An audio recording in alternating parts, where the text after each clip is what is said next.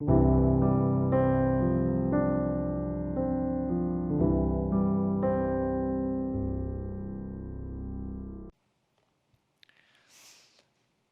한 주를 마무리하는 이 금요일 저녁, 날씨가 요즘 너무 좋아가지고 뭐 어디든 이렇게 가시고 싶은 마음이 없지 않으셨을 텐데, 참 너무 고생 수고 많으셨고 참 예배 잘 나오셨습니다. 우리 좌우 앞뒤에 계신 분들에게 한번 이렇게 인사했으면 좋겠어요. 너무너무 수고 많으셨습니다. 고생 많으셨습니다. 네, 네, 한 주간 너무너무 고생 수고 많으셨습니다. 네. 그런데 우리가 한번 잠시 생각해 봤으면 좋겠습니다. 네. 우리가 무엇 때문에 지난 한 주간 그렇게 스트레스 받으면서 치열하게, 분주하게, 열심으로 살았는가? 오늘 월요일부터 화요일, 수요일, 목요일, 그리고 금요일, 오늘 이 금요일 날 밤에 우리가 와서 생각해 볼 때 한 주간 나는 왜 그렇게 무엇을 위하여서 열심히 살았던가? 무엇을 위하여서? 대부분의 사람들은 이제 먹고 사는 문제, 또는 자식 걱정에 사로잡혀서 매일을 정신없이 살아가고 있습니다. 시간이 정말 금방 가죠. 매일매일 한 주 한 주가 정말 금방 지나가 버립니다. 어떤 분이 그런 말씀을 하시더라고요. 시간 가는 게 무서울 정도로, 시간 가는 게 정말 무서울 정도로 너무 빨리 간다. 벌써 9월이잖아요. 가을 바람이 이렇게 불고 있습니다. 우리는 이렇게 정신없이 살아가다 보면 인생에 있어서 가장 중요한 것을 놓치고 사는 경우가 부지기수입니다. 사실 우리가 이 땅에서 그냥 잘 먹고 행복하게 살다가 고통 없이 죽는 것이 목적이 아니잖아요. 우리의 인생에 있어서 가장 중요한 것을 위하여서 땀 흘리고 집중하여서 열심을 내어야 하는데, 그게 아니라 다른 것 때문에 너무 바쁘고 시간을 흘려보내고 있다라는 생각이 듭니다. 그렇다면 우리의 인생에 있어서 가장 중요한 것, 우리에게 있어서 정말 중요한 것은 무엇일까요? 우리는 항상 이것을 생각하고 붙잡아야만 합니다. 이것을 잊지 말아야 합니다. 세상 사람들은 뭐라 그러냐면 이제 단연 건강이 최고지, 또는 돈이 최고지, 이런 이야기들을 하죠. 모두 이 두 가지를 쫓아서 살아가고 있습니다. 그런데 이것이 틀린 답이라는 것을 우리 너무나 잘 알고 있죠. 우리는 세상 사람들에게서 그 해답을 얻으려고 하는 것이 아니라 하나님께 묻고 하나님으로부터 그 해답을 얻어야만 합니다. 그런데 감사하게도 실제로 역사적으로 예수님께 이 질문을 한 사람이 있었어요. 오늘 28절에 보니까 서기관 중 한 사람이 그들이 변론하는 것을 듣고 예수께서 잘 대답하신 줄을 알고 나와 묻되, 모든 계명 중에 첫째가 무엇이니까?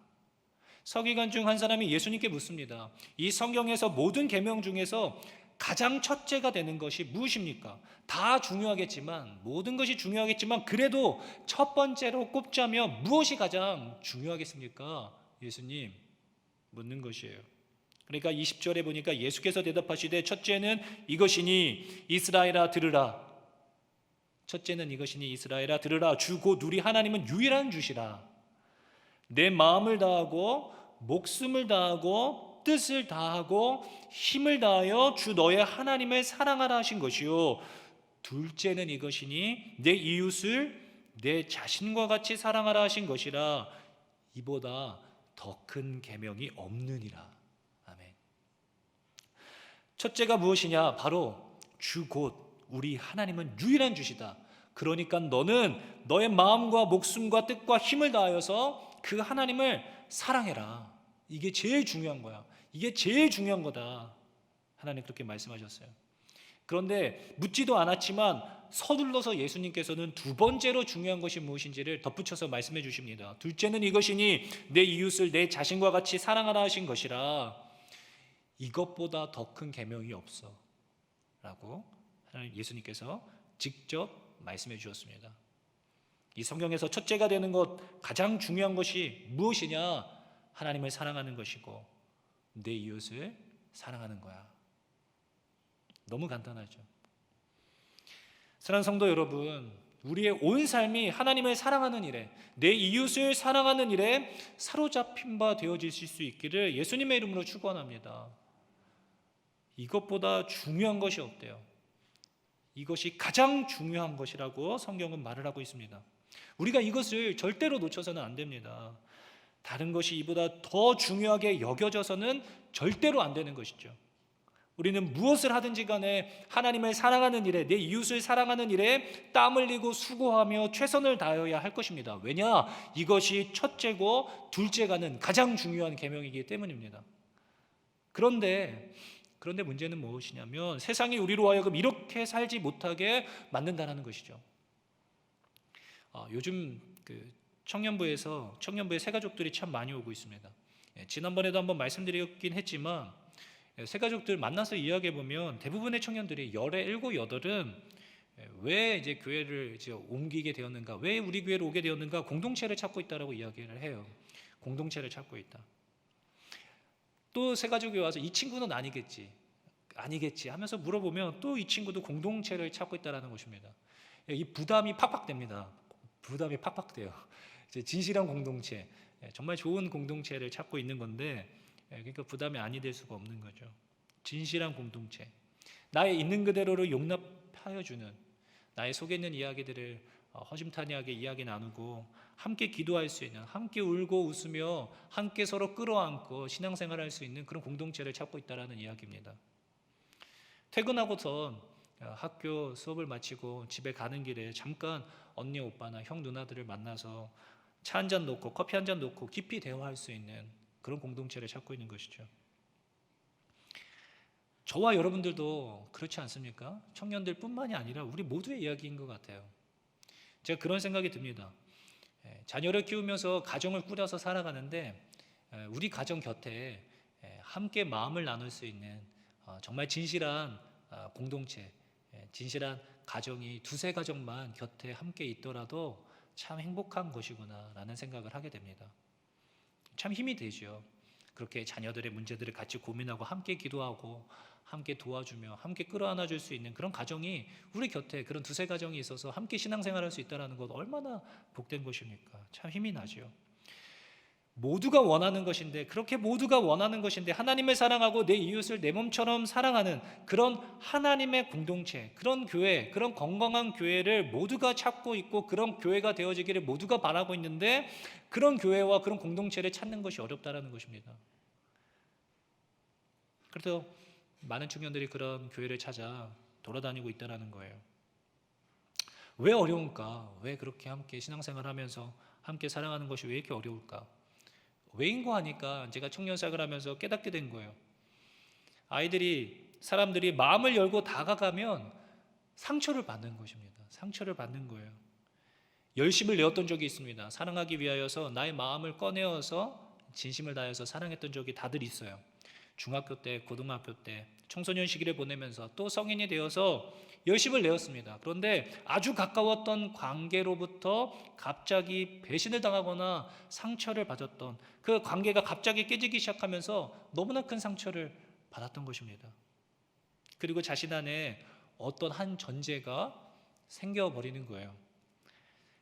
사랑하면은 상처받는 거구나. 누군가에게 기대하면 실망하게 되어져 있어. 사랑하면 상처받고 기대하면 실망해. 그러니까 더 이상 관계에 헌신하려고 하지 않는 것입니다. 관계를 포기해버리게 되는 것입니다. 그래서 많은 사람들이 서로에게 너무 가까이 다가가고 누군가 또 나에게 너무 가까이 다가오는 것을 불편해해요. 사랑하려고 하지 않습니다. 어느 정도의 선을 유지하면서 살아가게 된다는 거예요. 왜냐하면 상처받을 테니까. 마가복음 24장 12절에 보니까 불법이 성함으로 많은 사람의 사랑이 식어지리라. 점점 많은 사람들의 마음에 사랑이 식어진다는 것입니다.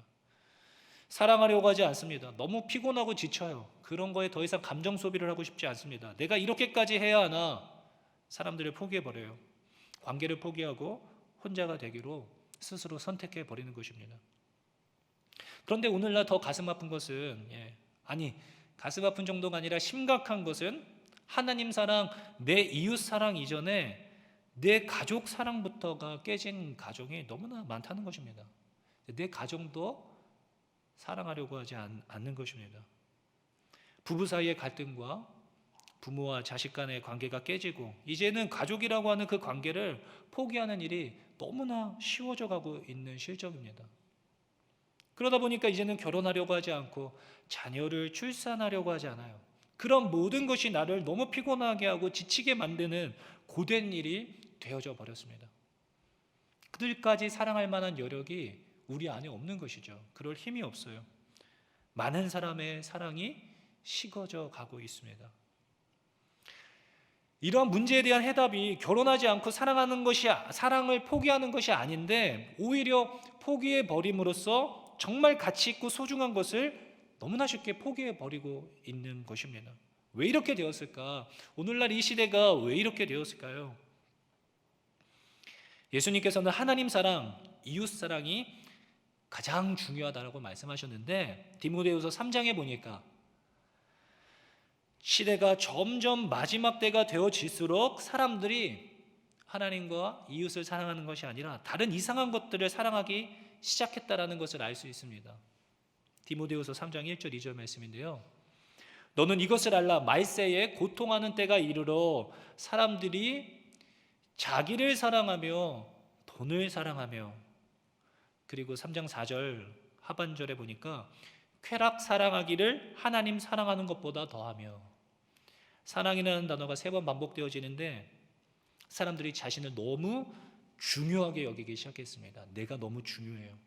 성경은 희생과 헌신, 십자가 사랑을 이야기하지만 한 알의 밀알이 땅에 떨어져 썩어져야만 많은 열매를 맺을 수 있다라고 예수님 말씀하셨지만 내가 한 알의 밀알이 되어 썩어질 수 없다는 것입니다.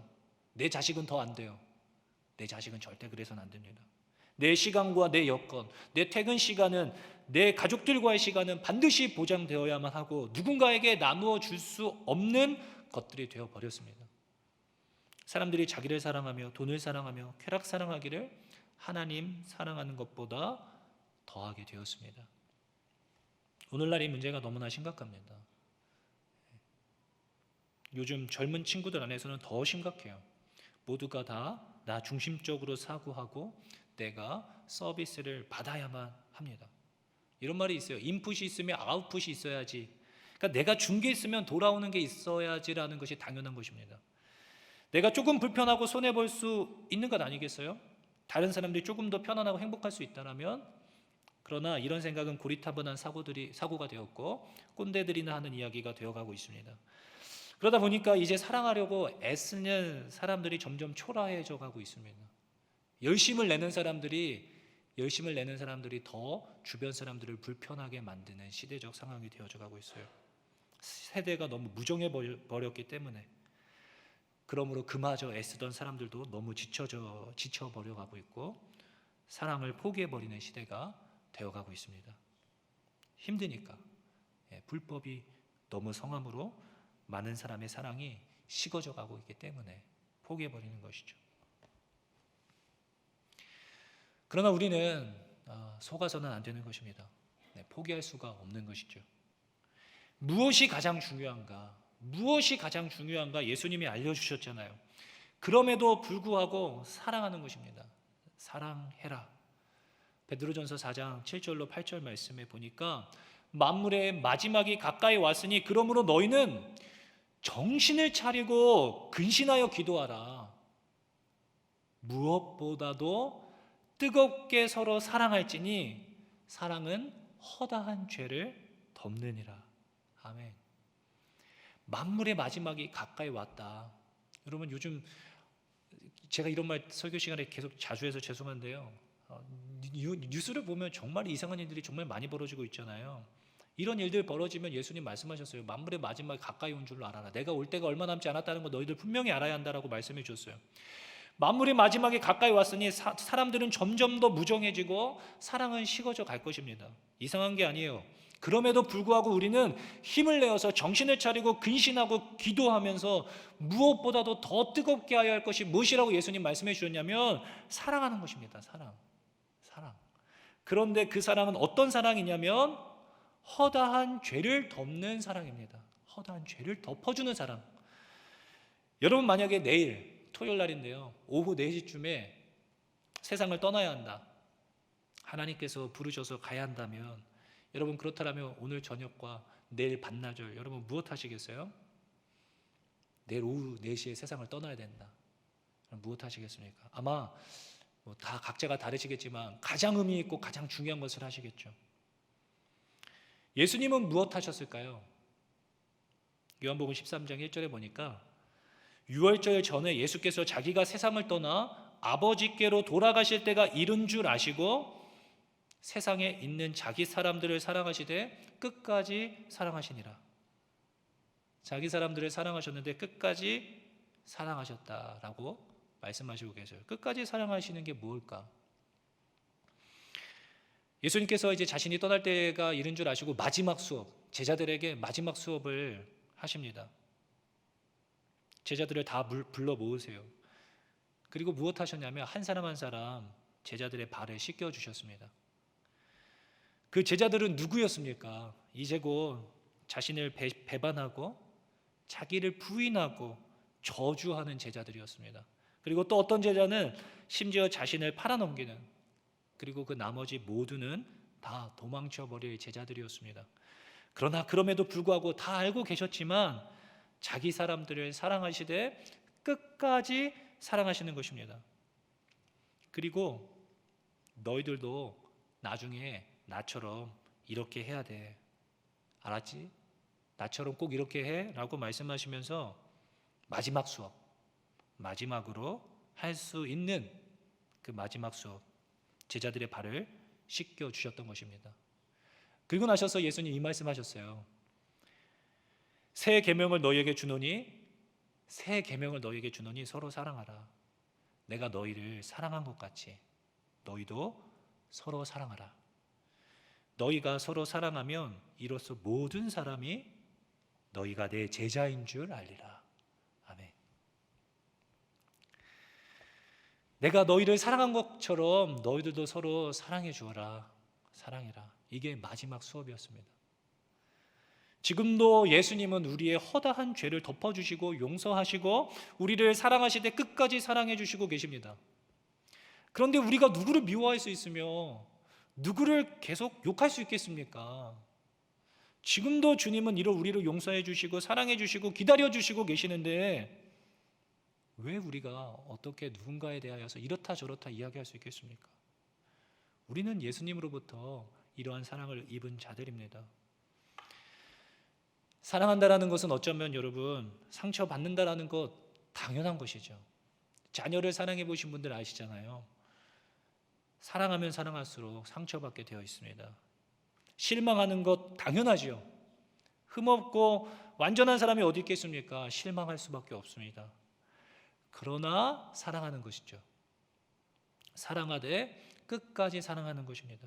왜냐하면 하나님을 사랑하기 때문에, 흠없고 완전하신 나를 사랑하시는 예수님을 사랑하기 때문에, 나를 위하여 나를 구출해내시고 영원한 생명에 내가 이룰 수 있도록 하기 위하여서 내 대신 십자가에 못 박혀 죽으신 그 예수님을 마음과 뜻과 힘과 목숨을 다하여서 사랑하기 때문에 주님께서 나를 사랑하신 것 같이 다른 이를 사랑할 수 있는 것 아니겠습니까?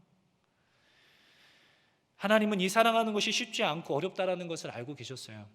그래서 이렇게 강조하시는 것입니다. 마음과 목숨과 뜻과 힘을 다하여서, 전심을 다하여서 주 너의 하나님을 사랑해라.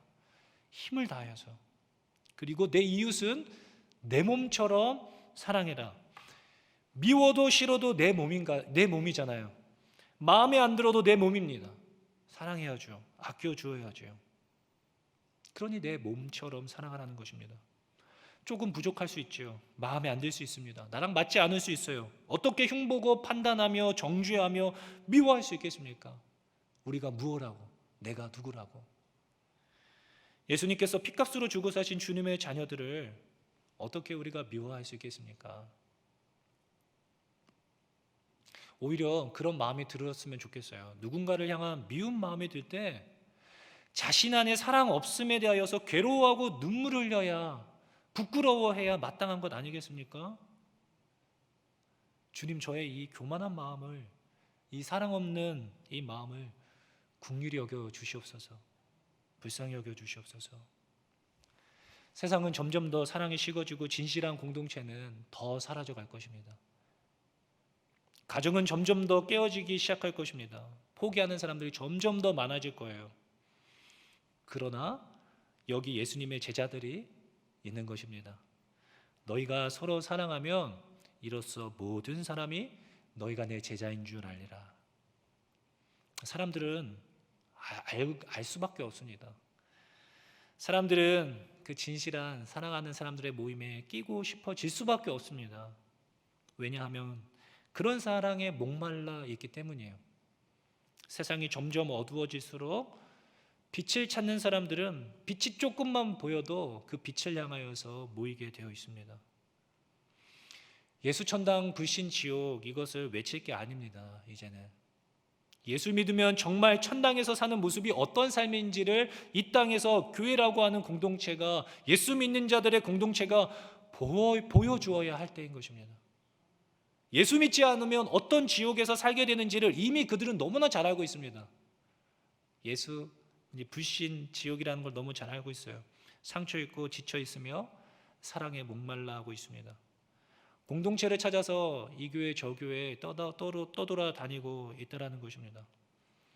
그러나 영원히 목마르지 않는 사랑의 셈에서 서로 먹고 마시며 서로를 보살펴주고 서로를 사랑해주고 포기하지 않으며 존재 자체로 인정해주는 하나님을 사랑하는 진실한 공동체, 그것이 우리가 이 마지막 때에 힘주어서 온 힘을 다하여서 전심을 다하여서 땀 흘려 지켜내야 할, 확장해 나아가야 할 일이 아니고 무엇이겠습니까?